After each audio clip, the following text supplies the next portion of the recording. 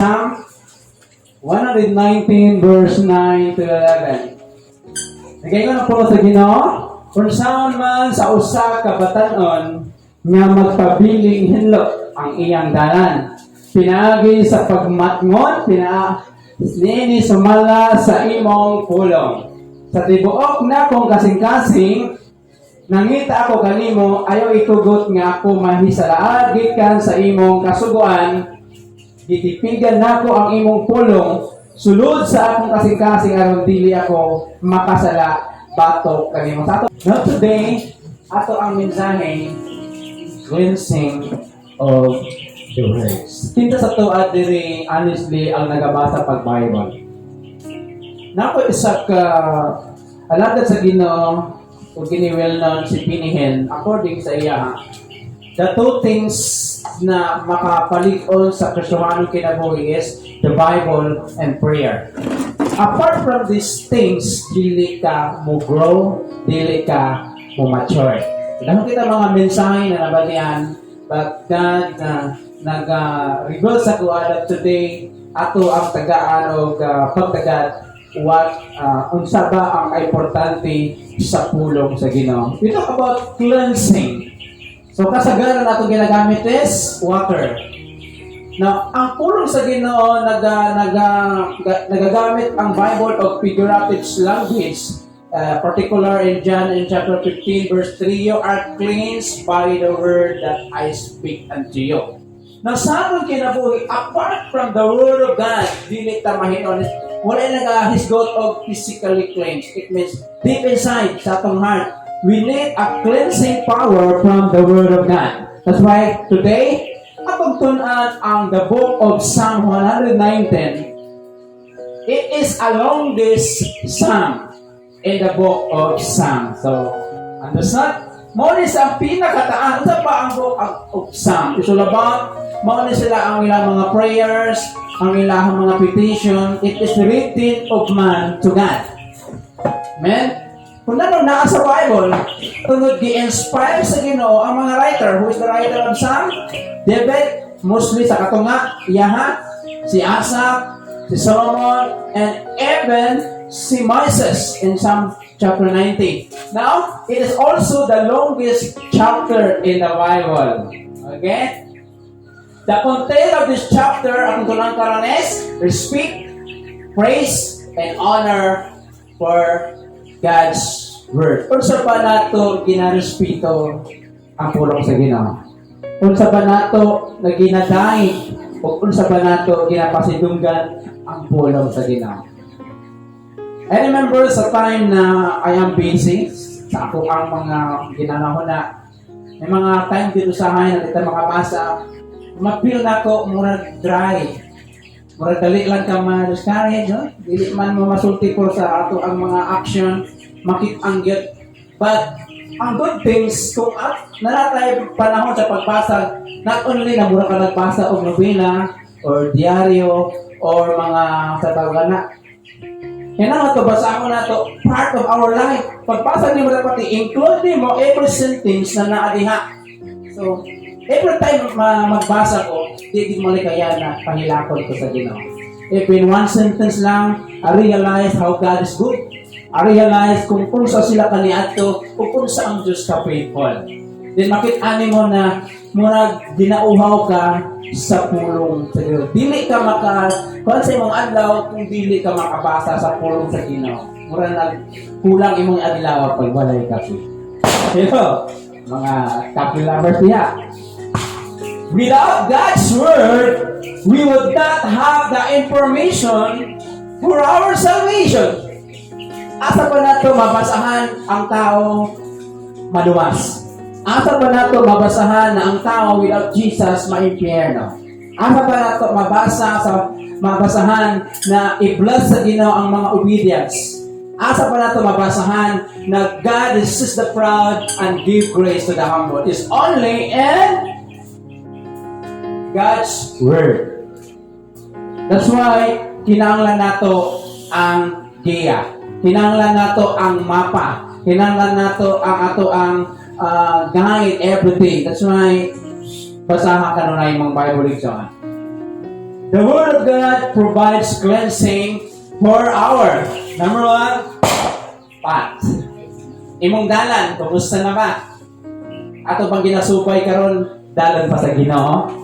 O dalan sa imong silingan, dalan sa imong ginikanan, dalan sa imong gihigugma, o dalan pa sa imong sarili nga pangandoy. We need the Word of God, mga igsoon.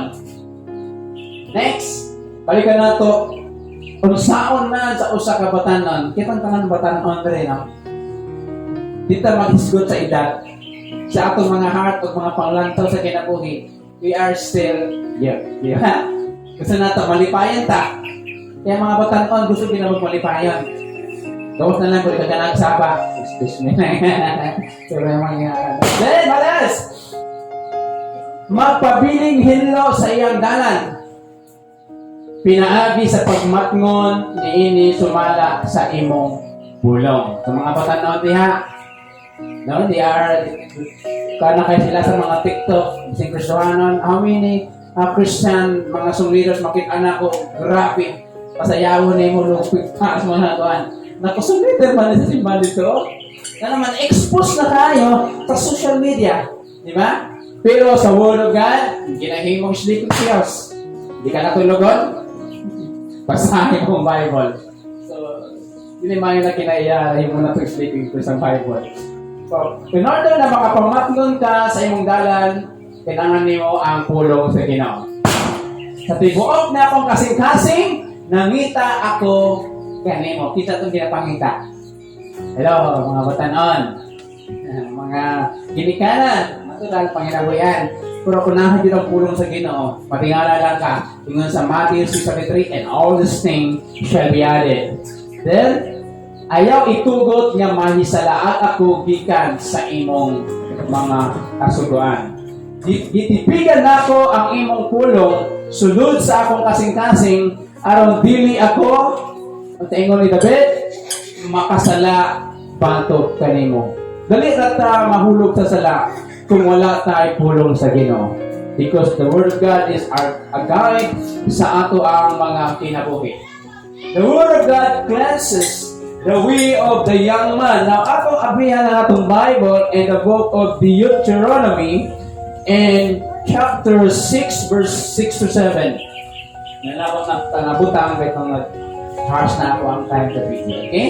Deuteronomy in chapter 6, 6 to 7. And these words which I command thee this day shall be in thine heart. So naba sa ato ang kasing-kasing ang pulong sa Ginoo. And thou shalt teach them diligently unto thy children. Mga ginikanan. Ano sa ba itong tutdo sa inyong mga anak? The Word of God? O wala na tayo time? Mauni ka istrikto ang Israel. Kinanglan din nila na kung magkaon sila, kung sa'y ginabuhat, magpungko, magpindog, mugador sila, ilang isulti. Mauni gihimo sa Ginoo dito sa Yuta, sa Ehipto. And about us, sa ito panahon ka lang. Ang mama na sa gilid, ang papa dito, ang anak dito, busy sa ilahang mga cellphone. Wala na yung pagsimba. Pagsimba. Kung ang anak, hindi ka mo simba pa, ma. O, di ba? So, ang ganito lang, must be an example. And shout of them when thou sittest thine house, sa tayo magpungko ka sa mong balay, and when thou walkest in the way, sa tayo maglakaw ka sa dalan, and when thou liest down, para makikita. Usahay, maguna ang papa o mama, usahay, wanay kang ganay, asang saan ko, nag-overtime sa duyan, lagi sa cellphone. Nagagtag mga makitaan sa mga news, mga balita na daghang mga kabataan o ba na mabulag. Ano man tungkol sa cellphone. Kaya ang ginikanan, dili na mo advice may tungkol sa pulong sa Ginoo. Kay busy na kaayo. Mubalik ta sa original na plan sa Ginoo sa atong kinabuhi. Mao ang Word of God. Ang ato pangdalan o estilo sa kinabuhi nasubay ba sa Bible?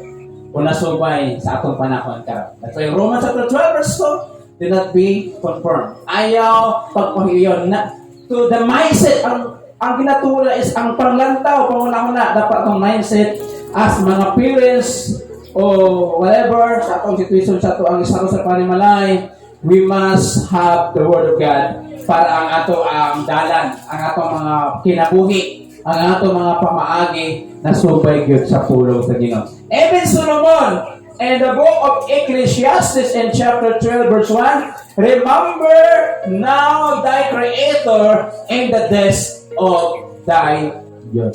Hinantumi ang imong manulugar sa mga anlaw sa imong pamatangan. So I remember when I converted in the age of 19, na ko Lord, thank you. Pero mas okay ito kung na-convert ko mga age of 8 para taas-taas kaya ako ang biyahe sa pagpangalaga. So I remember na usa ka 70 years old na naluwa sa usa ka gitawag na to crusade. Then after nagidawat na si Jesus, grabe yun ang hilak. Nangutan na sila, naghilak man ka. Ngayon niya, kung kaniya adto pa na ako nasabtan ang gugma sa Ginoo, dapat kaniya adto pa ko nangalagad. Ang iyang edad 70 years old.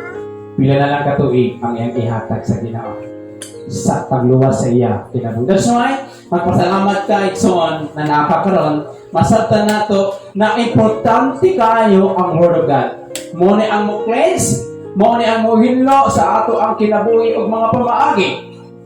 Next, the Word of God prevents us from wandering when we seek God with a whole heart. So, ang pulong sa Ginoo, mauni ang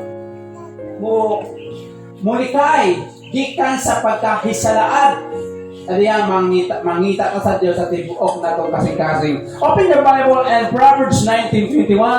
The man that wandereth out of the way of the understanding shall remain in the congregation of the dead. Ang tao na nahisalaat sa dalan sa pagsabot, siya magapabilin sa kongregasyon sa mga patay. It means that death, wala siya'y pakialam sa spiritual aspect. Kaya ang iya lang is ang iyang physical, matagbaw, mabusog, madato, magharuay, but wala siya'y pangutan na what if mamatay ko? Asa pa pumato? Kung nga. So wala'y middle. Duwa lang ang giingon sa Bible, hell and heaven. Hello? That's why ingon sa Ginoo, ang tao na isalaan. Mawala sa dalan sa pagsabot.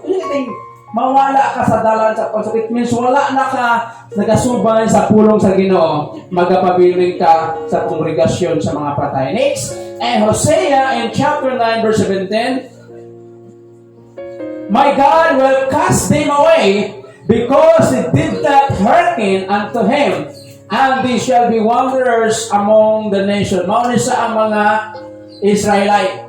Pag dili ka mamati sa Ginoo, pag dili ka mo-obey sa mga preaching, sa mga Sunday school, na nindot kayo, na nabatian nimo, ang imong dalan may salaan. May sama ka sa mga tao po na walay pagtuo sa Ginoo. Paglantaw nimo, sama sa ilang paglantaw, ang imong kinabuhi, sama sa kinabuhi. Then you will realize na sayang na diay ang imong kinabuhi. Hello? The word stored up in our hearts keep us from sinning. Muna, may mga time na dili ta guilty sa itong kinabuhat. Na, layo na di ay sa plano sa Ginoo. Wala na yung Word of God na naka-inbox sa imuha kasing-kasing. Ano sa cellphone? Tingnan balik-balikan mo itong mga message dito na magpadala kong Gcash, inaningaan lang. Kalamido, tagpakutro ni. O kaha, may mga message dito na palanggata ka, ni arami, ni kapasandan. This is the Word of God. Hello? Kung saan ba ang gina-store na ito? Ginapapuyo sa ito ang mga kasing-kasing. Kasukot, kalagot, pagdumot, pagbagunbol. Ang gina-isgutan is cleansing power of the Word of God. Only the Word of God can cleanse our hearts para sa magikan sa mga kapaitan, mga pagdumot, o mga dili pagpasaylo. Kung wala kay pulong sa Ginoo na naka-store sa imong kasing-kasing, it's easy for you to fight back. It's easy for you to revenge. Saying ka, vengeance is mine. Hello? We need the Word of God. Nano makasala man ta sa magpanimalas ta.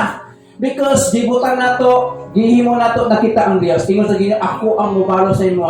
Nagunaon na naka, kay dili ka kontento, dili ka satisfied sa nahita mo sa iya ha. Pag i-allow ni mo ang Ginoo na manimalos para sa imo ha, manuoy pa ka sa tao na nagdagdaon sa imo ha. Mura mo, ato pa ka na ako'y diri, jikas o tapang sa imo ha. Pero kung ikaw ang manimalos, kasi kung sa imo mo, dito ka matagbaw. You will never satisfy sa imong pamaagi. That's why how to cleanse our way, our path, we need to have the Word of God na magpabilin. Kasi how about kung mo ato tagangit, then mo inquire si Peter, give me verse. Unsa mo ihatan nito?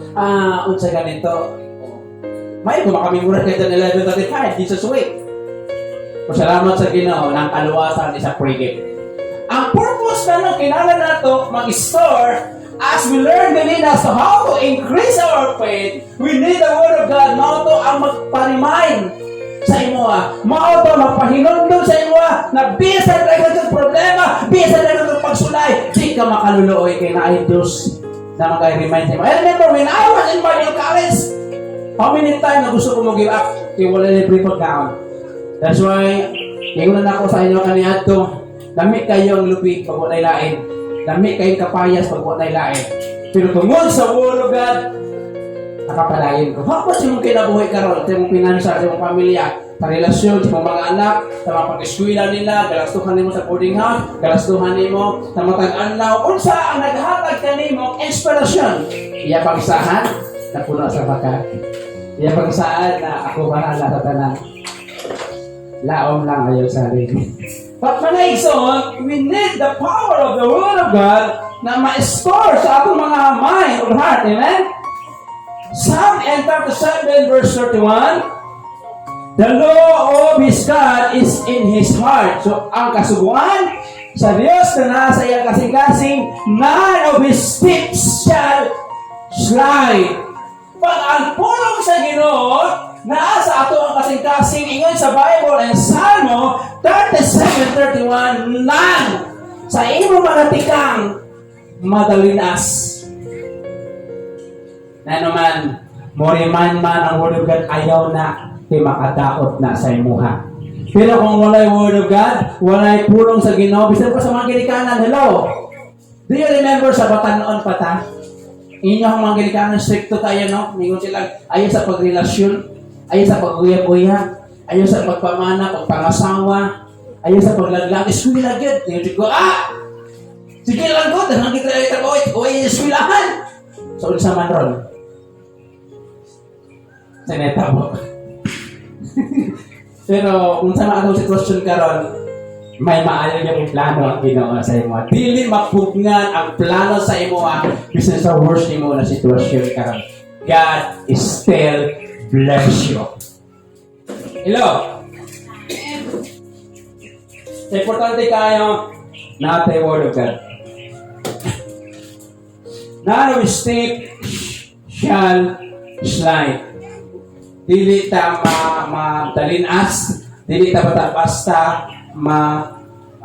latagaw. Amen? In Matthew in chapter 4, 1-10, familiar sa to tadi ang gitintal si Jesus, unsa man ang iyang gitubag, unsa man giingon niya sa maninintag, it is written. Hello. Ningon ng yawa, kaluluoy ka, nasulat naman na, God will never forgive, will never leave or forsake me. Pag wala kay Word of God, wala kay idea sa plan sa Ginoo para sa imo Pag wala kay mga advices dito sa imong ginikanan, sa imong mga igsoon na adult sa imo murag walay mo giya sa imo muhimo kasi mong decision. Na naman, ang ilang isulti sa ato na agian na nila. Muna yung ayaw na, kaya diyan na ugikan. Ano? Kaya ako yung sulayan, unsa ginakalami. Muna gisulang gina ko mag-bisyo kay murag okay man, dahil tingnan ako, lain man di ay, bukat man sa bulsa. Hello? So mga igsoon, number 1 is, unsa ang mahimo sa pulong sa Ginoo to cleanse ang ato ang mga pamaagi, ang ato ang mga kinabuhi. The Word of God provides cleansing for our praise. Unsa man ang kaibahan sa praise of worship. Mayroon kitang worship. So pagsimba, it means our adoration. Gina-adore na to. Well, how about praise? Our admiration. Muna ginadaig na to pa ang kaayo sa Ginoo. Kinahanglan ba na sibok sa pulong sa Ginoo ang atong pagdaig? Tanaw na to ang iyo sa Bible. Psalm 19 verse 1, dalay ko ikaw, O Ginoo, tudloy ako sa imong mga lagda. Verse 13, sa akong mga gabil, ginapalayag. Listen this. Nanong kinahanglan ma-involve ang ato ang mga ngapel? Hello? Di na pwede na di ka magamit o istorya kung muday ka sa Ginoo. Murag maot ba naman ka?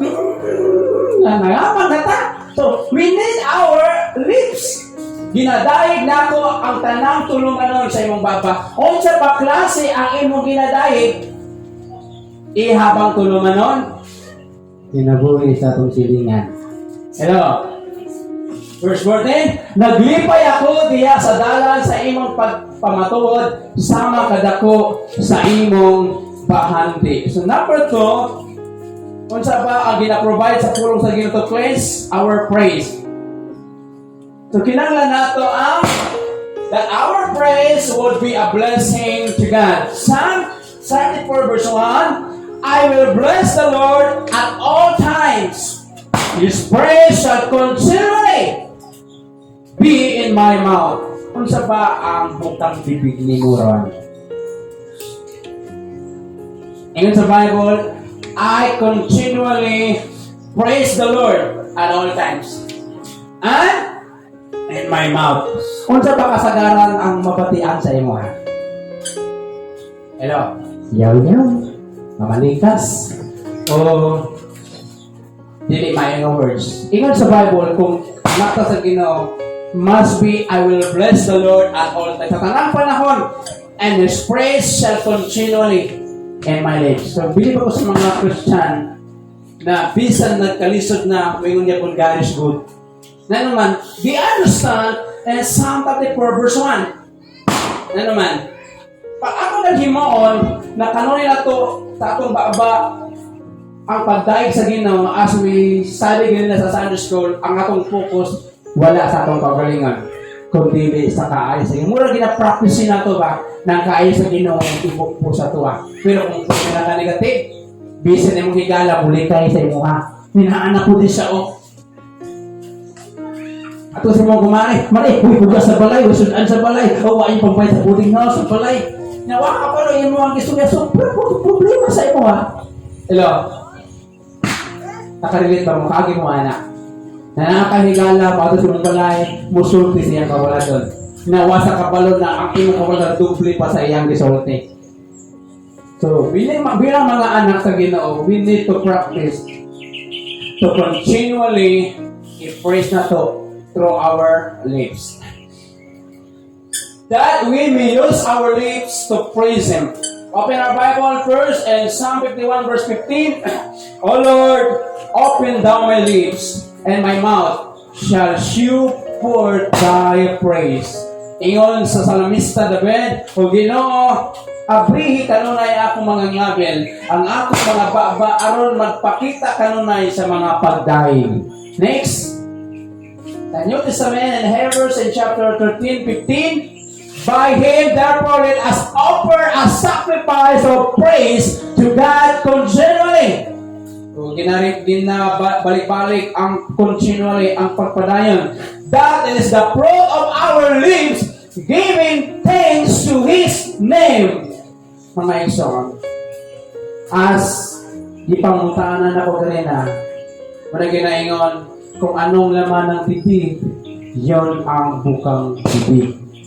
Kung ang imong kasing-kasing puno sa hatred, puno sa walay pagtuo sa Ginoo, walay pagsari sa Ginoo, di ka maningala na mura naghabit nimo ang pagsulti sa mga butang na diliganahan ng mamati. Para sa mga normal na inaani magud ko. Hello. If you are a Christian, gisugo sa Bible that in verse 15 and Hebrews 13, that continually, that is the fruit of our lips, giving thanks to His name.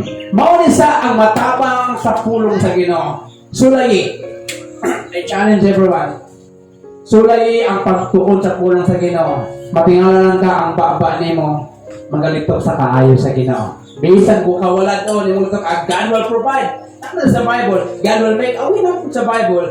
God give you peace. Pagkakad kalinaw na nasa Bible. Amen? So, kailangan na ito magbasa o pulong sa Ginoo. That our praise would reflect genuine joy and for the Lord. So, ang atong mga pagdahi, ang ato ang pag-admire sa Ginoo, magapakita og tinuoray nga kalipay, kana sila sa mga taong nag-a-upgrade sa love letter sa Ginoo. Amen? Kung tistingitan o primi mong bayranon, imong bill, sa imong listahan, sa imong utang, musunod ka o ka. Hallelujah. Dahil anak dito sa tubangan sa Ginoo, Lord, maunita na akong bayranon, mag-pray ka, Lord, salamat, bayad na ni. That is pray. Muna ang tao na ipagtuo. Tisingin, ilista ay mga panginahanglan. Then, Lord, salamat, ikaw makabayad na ni, ikaw makaprovide. Ano naman, yung Bible, whatever you ask in my name, I will do it. That is God's promise. Psalm 57 verse 6. Nalibat lang ko. And now shall my head be lifted up above my enemies round about me. Tumunis ang situation ni David. Therefore, when I offer of his tabernacle a sacrifice of joy, I will sing, yea, I will sing praises unto the Lord. So wala man ingon na from the morning unto the pagagabi, di ka mundang o pag kanta sa Ginoo. It means, mauna ang imo ang ginagawa. Every time na mag-istorya ka, pili atong mga words na makahimaya sa Ginoo, makadasig sa mga kapamati. And finally, the Word of God provides cleansing for our purpose. What your purpose in life? Unsa ba imong tumong?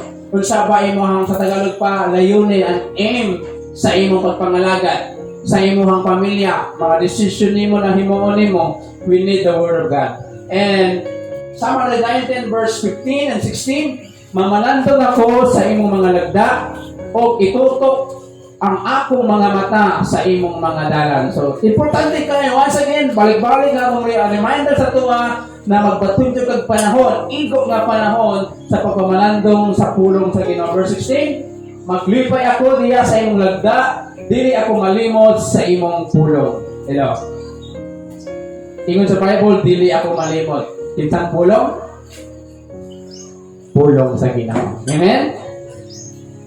That we may meditate upon God's Word. And Psalm verse 2 in chapter 1, but his delight is in the law of Jehovah, and of his law doth he meditate day and night. Kung sa ba kasagaran nato ang ginapamalandungan nato while we are kay daig katana at ginapamalandungan nato ang mga pangitabo sa libong adlaw.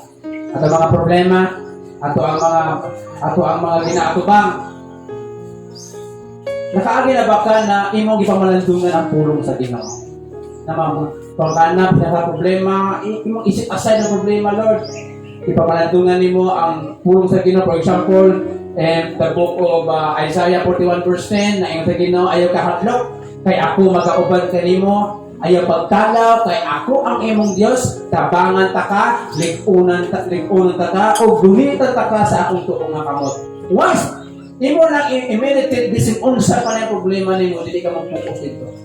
Bisin nakakilala ng kwarta, focus sa Word of God, matingala lang ka, gaan ang pag-abot sa sitwasyon because God will provide. Amen? Purpose, importante kayo na ang Word of God na ato ang i-appeal, na ipamalandong nato not only na sige tag-meditate sa solusyon sa mga problema, i-meditate nato how God is God. Para ang goodness sa Ginoo mo reveal, mo reflect sa matag usa ka nato. That we may respect God's way. Daniel in chapter 4:7, kinsa naka-remember kay King Nebuchadnezzar. Sanita ko sa iya ha. Tungod nagtaas iyang garbo, ipanghambog niya ang iyahang mga accomplishment. Nagigamit sa Ginoo pagbuntog sa mga kanasuran, even sa pag-discipline sa nasod sa Israel. Ingon ni Nebuchadnezzar, praise and extol and honor to the King of Heaven, for all his work are truth and His ways justice, and those that walk in pride He is able to abase. So, ingon ni Nebuchadnezzar, pagdaig o pagpadako o kadungganan sa hari sa langit, tungod sa iyang mga binuhatan na kamatuoran o iyang mga dalan o sa iyang mga paghukom o kadto mga nagalakaw sa garbo iyang ining paubos. So, nahitabo kay King Nebuchadnezzar, nahimo ang iyang utok sa mananak. Natubuan sa mga buhok, nagtaas, din na iyang kuko nagtaas naman. Kaya iyang ipasigarbo na tanang kadaugan, iyaha. Whatever you accomplish in your life, it is God grace sa imo igsoon. That's why, kung sa mga purpose nato sa atong kinabuhi, dapat ang purpose nato is to glorify and honor God. And next, that we may delight in God's word and not forget it. Last verse and Psalm 40 verse 8, nagaingon ang pulong sa Ginoo, I delight to do thy will, and my God, yea, the law is within my heart. So mga igsoon, we need have time in the Word of God. Kung unsa ba ka mga pila ba ka oras sa tuang panahon sa cellphone. Sugod tagkuan no overnight, sugod tawid tulugay, sugod ta magpunaw. How about the Word of God? Dapat ay present 5 minutes, 10 minutes. Kaya ba nato na? Hello? So, kinanglan nato ang Word of God para magpadayon ta na healthy sa ato ang relasyon sa Ginoo. Once na wala kay Word of God sa imong kinabuhi, dali ka ma-discourage. Dali rapod ka maluya. So, importante kayo, the Word of God, because the Word of God provides cleansing in our path, praise, and purpose. So, kumusta na ba ang ato ang mga kinabuhi? Ato ang dalan, kumusta ba ang ato ang pagdayeg sa Ginoo? It means ang ato ang mga ngabel unsa pa ginalitok ani? Puro ba positive o negative na? Puro ba complain o puro na pagdayeg sa maayo sa Ginoo? And finally, our purpose. Ginayon ang pagtindog ang tanan. Mga igsoon itat na ang karon. Ato ang gina-challenge sa Ginoo to back to the original plan of God. What is the plan of God? To have the Word of God in the family. Hinanglan nato ang Word of God. Kung gusto kang lig-on na pamilya, mag-asawa, mama, papa, kinanglan na kay altar sa imong balay na naay Word of God. Dapat naadyo mo yung Word of God every day para ang inyong kinabuhi pahimutan sa tubangan sa Ginoo. Kasi unsa pa dili mawala ang mga panagbingkil, dili mawala ang mga misunderstanding, pero dali lang na sa ma-resolve if na ay Word of God maghari sa panimalay. Even sa itong pagpangalagat, maging kawang ang tanan kung wala tayo Word of God na ma-store sa atong mga kasikating. This